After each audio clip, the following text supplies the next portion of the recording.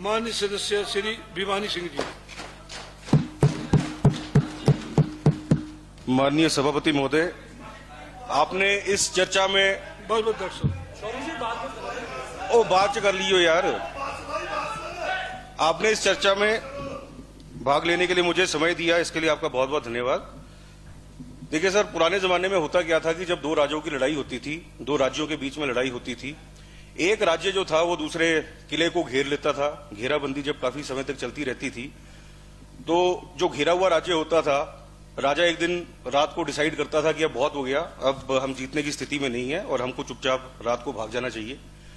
वो गुप्त दरवाजे से रात को भागते थे अपनी सेना को साथ में लेके, लेकिन जाने से पहले एक काम जरूर कर जाते थे कि जो कुएं थे उनमें जहर डाल जाते थे, जो अन्न के भंडारण थोड़े बहुत बचे थे उनमें आग लगा जाते थे कि जो आए उसको कुछ ना हाथ लगे। ये बजट जो है ना जी, ये बजट बिल्कुल वैसा है। ये बजट बिल्कुल वैसा है क्योंकि मैं आपसे जो भी बात करूंगा, ये दो पोथियां हैं, यहाँ पे दो पुस्तिकाएं हैं, इन दो पुस्तिकाओं से लिए हुए आंकड़े हैं। उसके बाद हमने एक इकोनॉमिक कंसल्टेंट को हमने कंसल्ट किया, उससे हमने थोड़ा डेटा और हमने अपनी उसके साथ बातचीत करी और उसके बाद जो नतीजे हैं, जो आंकड़े निकले हैं, मैं आपको बताता हूं। इस बजट का इसलिए समर्थन नहीं किया जा सकता क्योंकि बजट की तीन मेन प्रिंसिपल होते हैं। पहला, बजट जो होता है वो ग्रोथ ओरिएंटेड होना चाहिए। दूसरा, उसके अंदर फिस्कल प्रूडेंस होनी चाहिए, जिसको आप बोलते हैं कि आर्थिकी को सुदृढ़ करना। मैं आपको बताता हूं कि कितनी सुदृढ़ आर्थिकी करी है इस बजट ने। और तीसरा होता है कि वो डेवलपमेंट ओरिएंटेशन उसके अंदर होनी चाहिए। आप ये देखिए, सबसे बड़ी समस्या देश की, हिमाचल प्रदेश की सिर्फ एक है और वो ये है कि 36% जनसंख्या हमारी 15 साल से लेकर 35 साल के बीच में रिजाइड करती है। ये वो जनसंख्या है जिनको या तो आज वो नौकरी ढूंढ रहे हैं, आज वो रोजगार ढूंढ रहे हैं, या आज से 2 या 3 साल के बाद वो रोजगार को ढूंढना शुरू कर देंगे।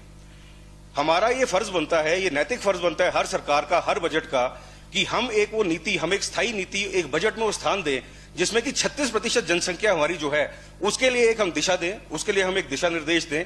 हम उनके लिए रोजगार के साधन, उन साधनों को पैदा करने के संसाधन जो है वो हम उनको दें।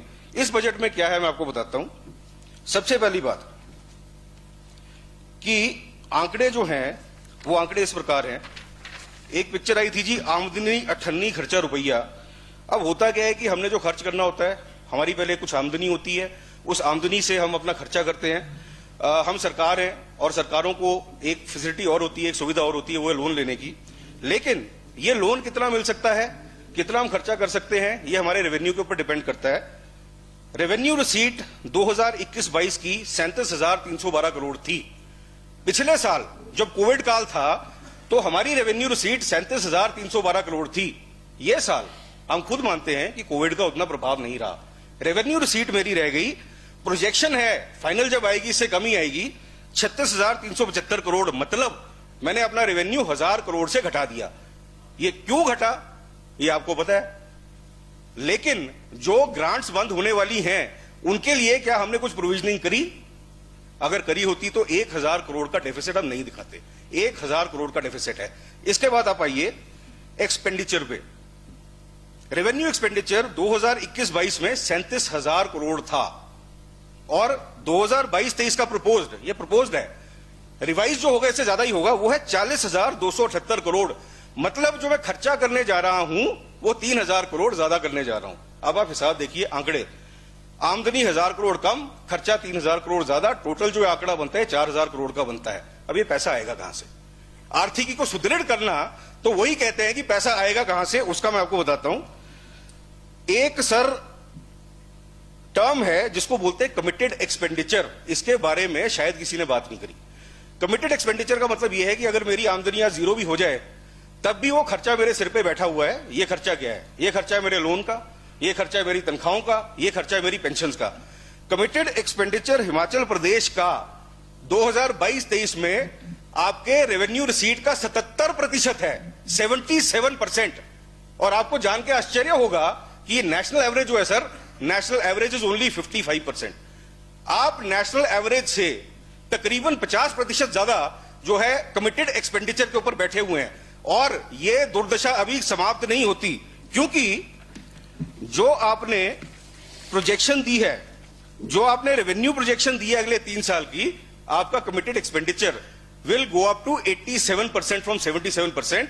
और 2024-25 के अंदर हम हिंदुस्तान की वर्स्ट परफॉर्मिंग स्टेट होंगे committed expenditure to revenue receipt में।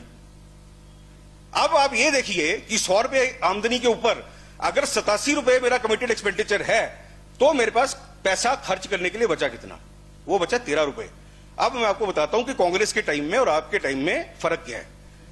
कांग्रेस के टाइम में और आज के टाइम में फर्क ये है, कांग्रेस के टाइम में 2016, 17, 17, 18 के अंदर रेवेन्यू रिसीट का जो कमिटेड एक्सपेंडिचर था, जो आपका कैपिटल आउटले था, that was 45%, which will go down to 13% now. आप खुद कंपेयर करिए। और इसका सिंपल सा आपको मैं आर्थिकी इसकी समझाता हूं। ये वो है कि रेवेन्यू एक्सपेंडिचर आपका खर्चा है जो कि डेवलपमेंट के किसी काम पे नहीं आता। कैपिटल आउटले आपका वो खर्चा है जो डेवलपमेंट के काम आता है। उससे आपके पशु औषधालय बनते हैं, उससे आपके डिस्पेंसरियां बनती हैं, उससे आपके हॉस्पिटल बनते हैं, उससे आपके इंडस्ट्रियल एरिया बनते हैं। वो पैसा तो खर्च करने के लिए हमारे पास बचा नहीं, और हम पैसा खर्च कर रहे हैं उन सब चीजों पे जिसके ऊपर मेरे को कोई डेवलपमेंटल एक्टिविटी नहीं मिलेगी। What that means in lemon term कि कैपिटल आउटले आप देखिए कि आपने किया क्या 2022-23 के अंदर। 2022-23 के अंदर आपने ये किया है कि जो 4000 करोड़ का डेफिसिट आपने घटाना है, वो कैसे घटाएंगे आप? आपने जो कैपिटल आउटले है उसको 1500 करोड़ से कम कर दिया। कैपिटल आउटले पिछले साल 7100 करोड़ था, इस साल वो 5600 करोड़ रह गया। तो आपने क्या किया कि एक चमचमाती नई ऑडी खरीदने के लिए अपने पिताजी का पुश्तैनी घर जो है गिरवी रख दिया या बेच दिया। जो एसेट था या जो एसेट डेवलपमेंट की मेरी कहानी थी वो तो खत्म हो गई, और उसकी जगह मैंने एक डेप्रिसिएबल एसेट ले लिया जिसकी वैल्यू आज से 2 या 3 साल के बाद जो है वो एकदम शून्य हो जाएगी। और आप देखिए कि ये 1500 करोड़ आपने कम कहां किया? आपने 1500 करोड़ कम किया कृषि के अंदर। 186 करोड़ कृषि का बजट, जिसके अंदर एग्रीकल्चर, हॉर्टिकल्चर, अलाइड एक्टिविटीज ये तीनों आती हैं। इसका बजट 186 करोड़ कम है अगले साल के अंदर। आपने शायद गलत सुन लिया था, मोदी जी बोल रहे थे किसानों की आय दुगनी करनी है, किसानों की हाय दुगनी नहीं करनी है। 186 करोड़ का आउटले कृषि के अंदर कम है। हेल्थ फैमिली वेलफेयर के अंदर 150 करोड़ का आउटले कम है। वाटर सप्लाई एंड सैनिटेशन के अंदर 547 करोड़ का आउटले कम है। तो ये जो सारे चीख रहे थे ना जी कि आपने पाइपें डाल दी और इसके लिए अभी जो है सोर्स आपने ऑगमेंट करने हैं, उसके लिए पैसा कहां से आएगा? वो पैसा यहां से निकल गया। तो जो भी शक जाहिर किया था वो यकीन में बदलने वाला है और बहुत जल्दी। और आपने पैसा निकाला अर्बन डेवलपमेंट से। तो जहां जहां पे थोड़ी बहुत भी संभावना थी ग्रोथ ओरिएंटेशन की, जहां भी थोड़ी बहुत संभावना थी कि हम जाके जॉब क्रिएशन की कोई एक्टिविटी कर लें, वहां से पैसा हमने निकाल दिया, क्योंकि हमारा जो फिक्स्ड कैपिटल आउटले एक्सपेंडिचर जो है वो हमने बढ़ा दिया तकरीबन 4000 करोड़ से। अब आप देखिए लोन की कहानी। सबने बड़ी बड़ी बातें बोली लोन की। मेरे को लगता है कि किताब कोई पढ़ता नहीं। मैं यही निवेदन करूंगा सरकार से, इनको छापना बंद करें, क्योंकि जो जो चीजें हम बोलते हैं सब इसके अंदर लिखी होती हैं। बस सिर्फ ये हमें कष्ट करना पड़ेगा इसको पढ़ने का। लोन आप देखिए 2017-18 के अंदर, या पिछले साल की अगर किताब देखेंगे तो 2017-18 के अंदर जब राजा वीरभद्र सिंह जी की गवर्नमेंट गई थी, टोटल आपका एक्यूमुलेटेड लोन जो था वो 47,000 करोड़ का था।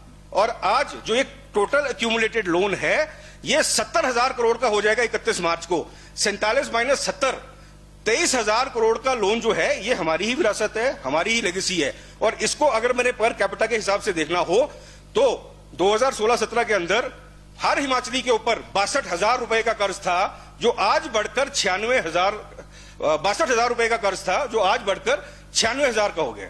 ये 50% वृद्धि जो है, ये इंक्रीज जो है, ये आपकी किताबों में लिखी है, मैं मनगढ़ंत नहीं बना रहा। और इसी का जो 14 रुपए हर 100 रुपए में से जो इंटरेस्ट हमको सर्विस करना पड़ता है वो इसी में से सर्विस हो रहा है। तो पॉइंट मेरा ये है कि आर्थिकी को हमने सुदृढ़ नहीं किया है। हमने क्या किया है, हमने पैसा कहीं से जो भी है हम उसको करने की कोशिश कर रहे हैं। रेवेन्यू हमारा इंक्रीज नहीं हुआ। सभापति महोदय, आपने ये बोला था कि आप बताइए रेवेन्यू कैसे इंक्रीज हो सकता है। मैं आपको 2 या 3 सुझाव देता हूं। पॉइंट नंबर 1, और एक आखिरी आपको मैं ये डेटा देने वाला हूं। Debt as a percentage of GSDP Himachal Pradesh का 44% है। जो हमारा जीडीपी है उस जीडीपी का जो डेट है, ग्रॉस डोमेस्टिक स्टेट प्रोडक्ट, जो मेरा जो उधार का रेशियो है 44% है। ये अच्छा है बुरा है पता नहीं चलेगा, बट इसको आपको कंपेयर करना पड़ेगा नेशनल एवरेज से। नेशनल एवरेज जो है वो 35% की है। मतलब जीडीपी के प्रोपोर्शन पे जो हमने उधार लिया हुआ है उसमें भी हम नेशनल एवरेज से हम बॉटम 3 स्टेट्स के अंदर हैं। इसमें कुछ करना पड़ेगा। आप सिर्फ 2 चीजें कर सकते हैं। पॉइंट नंबर 1, या तो आप खर्चा घटाइए या दूसरा अपना रेवेन्यू बढ़ाइए। आपका रेवेन्यू कैसे बढ़ेगा? 1500 करोड़ का हिसाब। पॉइंट नंबर 1, 2021-22 के अंदर आपने 1903 करोड़ का जो था आपका रिवाइज एस्टिमेट है एक्साइज का, इसको आप 2022-23 में 2131 करोड़ का एस्टिमेट लेके चल रहे हैं, जो कि 12% का इंक्रीज है। सर, आप किसी भी स्टेट का एग्जांपल लेके देख लीजिएगा एक्साइज के अंदर, जब जब ऑक्शन हुई है, आप दिल्ली का एग्जांपल ले लीजिए, आज से पिछले 4 या 5 महीने पहले, महाराष्ट्र का एग्जांपल ले लीजिए, कर्नाटका का एग्जांपल ले लीजिए, आप ठेकों को ऑक्शन करिए, आपको 500 से 700 करोड़ की एडिशनल आय हो जाएगी। तो ये कैपिटल आउटले के अंदर जो 1500 करोड़ की चोट आप हिमाचली को मार रहे हो ना, वो 700 करोड़ शराब से आ जाएगा। अब गौ माता के लिए 2 रुपए पर बोतल तो हम ले सकते हैं, लेकिन हमारे लिए जो जीते जागते इंसान हैं, उनके लिए हम ऑक्शन नहीं करा सकते, क्योंकि हम ऑक्शन कराना नहीं चाहते। जब हम ऑक्शन की बात करते हैं तो एक सवाल पूछते हैं, आपके बारी आपके समय में क्यों नहीं हुई? हमारे समय में इसलिए नहीं हुई क्योंकि कैपिटल आउटले हम 50% कर रहे थे, आप 27 पे आ गए हैं, इसलिए आज इसकी जरूरत है। हर वक्त डिफरेंट होता है सर। और मैं आपको यही बता रहा हूं, आखिरी 2 मिनट लूंगा आपसे, मैं सिर्फ 11 मिनट बोला हूं मैं। Point number 1, point number 2, sir, शिक्षा विभाग के अंदर 2 मिनट में खत्म करता हूं। शिक्षा विभाग के अंदर तभी 2 मिनट और दिए। शिक्षा विभाग के अंदर सर, शिक्षा विभाग के अंदर वर्ल्ड बैंक के कुछ कार्यक्रम हैं।